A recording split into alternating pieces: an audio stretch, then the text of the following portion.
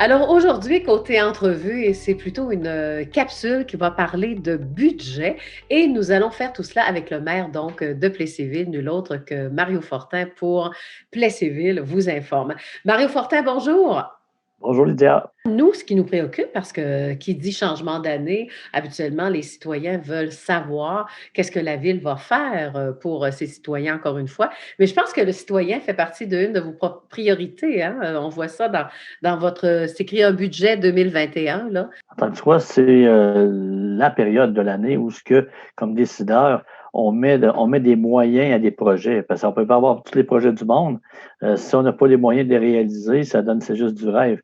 Donc, l'exercice de monter un budget est un exercice vraiment central dans l'administration d'une ville, parce que là, c'est comment on va gérer l'argent des citoyens et comment on va pouvoir se doter de moyens efficaces pour arriver à nos projets. Donc, évidemment, c'est un moment très important dans l'année. Là. Et les gens, ben, c'est ça qu'au-delà du compte de taxe, de la taxation, il y a les projets qu'on fait avec cet argent-là. Pourquoi est-ce qu'on ramasse des sous? Ben, comme une genre de coop, parce que ensemble, on se partage, on prend notre argent, on met ça dans un pot, tout ensemble, puis on le distribue en termes de services à la population. Oui, et c'est toujours relié au nombre de citoyens aussi. Et je pense qu'il y a eu une augmentation hein, pour la ville de Plessisville dans le nombre de citoyens. Oui, alors j'ai pas le chiffre exact, mais il me semblait Oui. que c'est autour d'une cinquantaine de personnes. C'est sûr que c'est pas. On aimerait ça que ça augmente encore plus, et si on travaille très fort là-dessus. Évidemment, on fait des mesures pour faire en sorte d'augmenter notre population. La Mhm. problématique qu'on a, qu'il va falloir régler un jour, c'est qu'on est encerclé, on n'a plus de terrain. Mhm. Mhm. Donc, il va falloir faire des pieds et des mains pour avoir de l'espace pour pouvoir construire des nouvelles résidences, des nouveaux bâtiments. Là, on a un parc industriel qui s'agrandit. C'est un de nos projets, c'est merveilleux. Mais au niveau résidentiel, à un moment donné, il faut avoir la capacité d'accueillir des gens aussi. Et Mhm. c'est là-dessus qu'il va falloir travailler les prochaines années. C'est le grand défi de Plessisville et de la région, et de la région autour.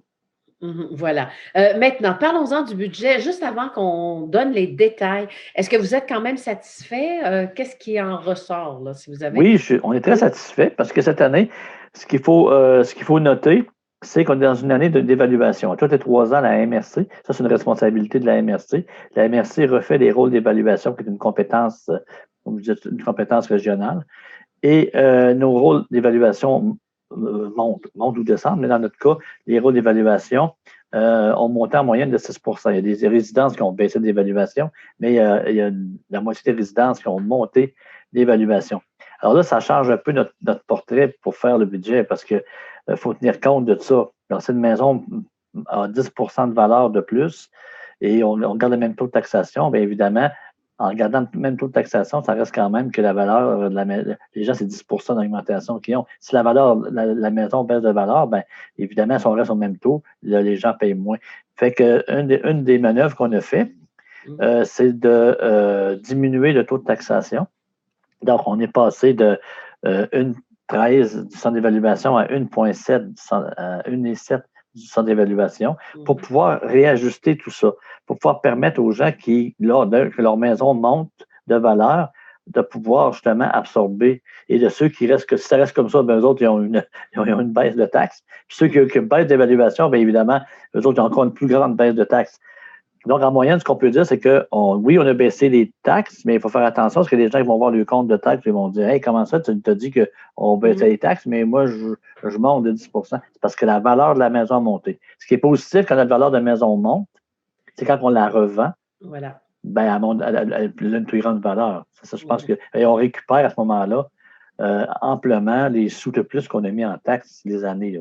Voilà. Ben, question que nous aussi, on fasse des profits. Voilà, avec la Oui, maison, évidemment. à peu près. Bon, alors, parlons-en justement du fameux budget. On commence par quoi? La répartition des revenus? Qu'est-ce que vous en pensez, Mario? Ou on parle Oui, des oui, en dépenses? Oui. gros, je n'irai pas tout dans les détails mais en gros, ce qu'on doit dire, bon, on a un budget de 12,5 millions de dollars. Ça, c'est notre budget à la ville de Plessisville, Mhm. 12,5 millions de dollars. Il y a 44 de ce 12,5 millions-là qui vient des taxes Mhm. des citoyens, des taxes des usines des citoyens et des commerces. Et l'autre, l'autre de 56% qui reste, c'est les subventions qu'on va chercher. Alors, on a une équipe qui travaille très fort. On est une des villes qui réussit à aller chercher beaucoup de subventions de tous les programmes gouvernementaux. On a des gens qui sont, ça vaut la peine, on investit dans des gens qui ne font que ça, d'aller chercher des subventions. Et ça, c'est très payant pour la ville. Et un exemple qu'on pourrait prendre, justement, grâce à une subvention, on a fait tel projet. Avez-vous un exemple à nous donner? Oui, regardez, cette année, on va refaire les rues, 3 rues, donc des Érables, Saint-Édouard et puis Saint-Alfred.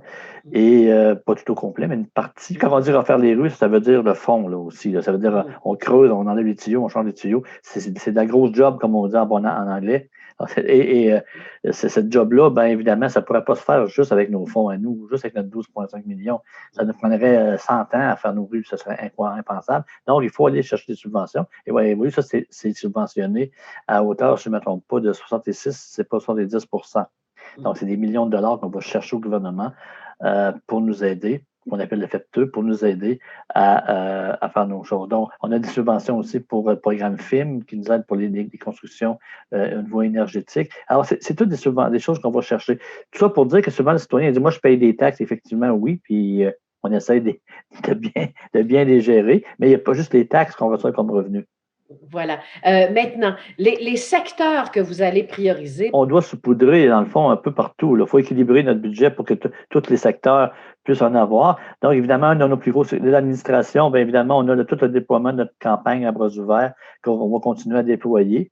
On a également une signalisation dans les parcs que nous allons faire au courant de l'année. On va mettre sur pied un guide citoyen trilingue. Vous savez que la communauté hispanophone augmente à Plessisville. Donc, c'est important si on veut attirer des gens, d'être capable aussi d'être capable de communiquer avec eux. On a un nouveau logiciel de requête également qui va être en action cette année où les gens vont pouvoir, sur leur application, on a déjà parlé, être capable de faire des requêtes à la ville en temps réel. Évidemment, il faut mettre un petit peu de sous parce qu'il y a des élections qui s'en viennent au mois de novembre. Quand je parle de mettre de l'argent des sous, c'est pour le processus électoral, pas pour acheter des votes, là, mais pour le processus électoral, ça prend des sous pour ça, pour organiser l'élection. On a également l'aménagement d'une rampe d'accès par la bibliothèque. On a rien que le soutien aux 54 organismes prend une bonne partie de notre budget. Là. On a 54 organismes à la ville de Plessisville et pour moi, c'est une fierté comme maire, puis c'est important comme maire qu'on supporte ces organismes-là. On a également la création du village boréal qu'on a vu qui va se poursuivre. Également, toute la gestion de la COVID, il faut prévoir des fonds parce qu'évidemment, malheureusement, ça va continuer un petit peu cette année. On a également au niveau de la sécurité publique, il faut adopter un plan de sécurité civile. On a des appareils respiratoires à changer. On a également l'éclairage de la passerelle. On a fait les chutes. L'an prochain, on aimerait ça éclairer la passerelle en Montveillancourt. Donc, je pense que les gens apprécient beaucoup. Continuer d'organiser des activités Beer Garden, des activités qu'on va pouvoir faire. On souhaite qu'après le confinement, qu'on soit capable de. On va avoir besoin de se voir. On va avoir le goût de se voir. Et il va falloir multiplier au niveau de la vie citoyenne des projets à ce niveau-là.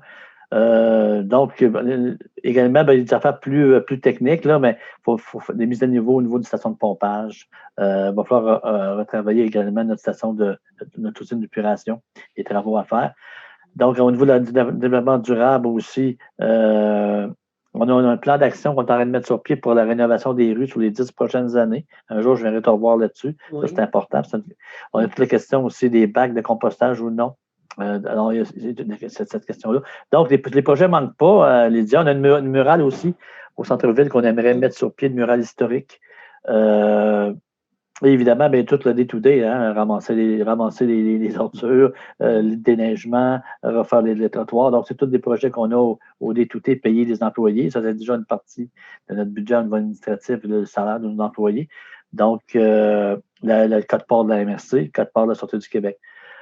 En gros, je dirais rapidement, je n'ai pas fait tous les projets, mais en gros, ça va ressembler à ça là, au niveau de notre année 2021. Donc, on peut dire que c'est un budget qui est sain, c'est ça? Oui, en sens qu'il est équilibré, il n'y a pas d'augmentation.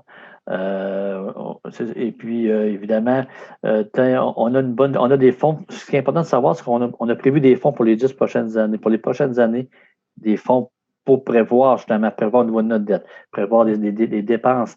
Donc, on a une équipe, je veux remercier l'équipe, on fait ça en équipe, un budget. On a un trésorier, secrétaire trésorier, Jean Mercier, qui est d'une grande compétence pour nous aider, et Justine aussi, notre directrice générale. On est en bonne main pour l'avenir de nos finances. Bon, c'est quoi les dépenses d'une ville, juste pour terminer, là, pour que les gens s'aperçoivent que oui, même la ville a des choses à payer? Allez-y. Oui. Ben, les dépenses d'une ville, effectivement, juste pour vous dire rapidement, ben, en fait, il y a la grosse partie de la dépense, ce qui coûte le plus cher, c'est 22 c'est l'hygiène du milieu, tout ce qui s'appelle eau potable et égout. Ça, c'est ce qui prend le plus, puis c'est ce qui est important aussi, on ne se le cachera pas. Par-dessus, évidemment, il y a toute la vie citoyenne qui prend 17 de nos dépenses, les activités, l'aréna, bon, le culturel sportif. Et ça, c'est important. C'est notre tissu social et l'administration qui est un 15 salaire. Ensuite de ça, ben, il y a l'urbanisme, santé, financement, MRC, surtout du Québec, travaux publics. En gros, c'est comme ça que notre pièce, on a divisé notre pièce en différentes scènes. Là. En gros, c'est comme ça qu'on répartit nos dépenses. Mais évidemment, la vie citoyenne et l'hygiène du milieu prend beaucoup de place et les travaux publics. C'est notre principal poste. Parfait. Alors, maintenant, tout est clair. Alors, je vous remercie beaucoup. Si on veut avoir d'autres détails, c'est public, ça, le budget. Hein? Oui, vous pouvez aller voir sur le site de la Ville. Et si vous avez des questions, n'hésitez pas, vous pouvez communiquer avec la Ville, vous pouvez communiquer avec moi. Même l'hôtel de Ville est fermé physiquement à cause de la COVID, mais vous pouvez toujours communiquer avec moi par Messenger ou peu importe. Ça va toujours me faire plaisir de répondre à vos questions. Les gens savent comment me rejoindre. De toute façon, m'envoyer un courriel ou m'appeler. Ça va me faire plaisir. Alors, Mario Fortin, merci beaucoup. Et puis, on se dit à une prochaine fois. Et bien, bon confinement également et soyez prudents aussi. Merci beaucoup, Lydia. Merci. Bonne journée. Au revoir. Alors, je m'entretenais avec Mario Fortin, donc le maire de Plessisville. Il était question de notre entrevue. Donc, Plessisville vous informe.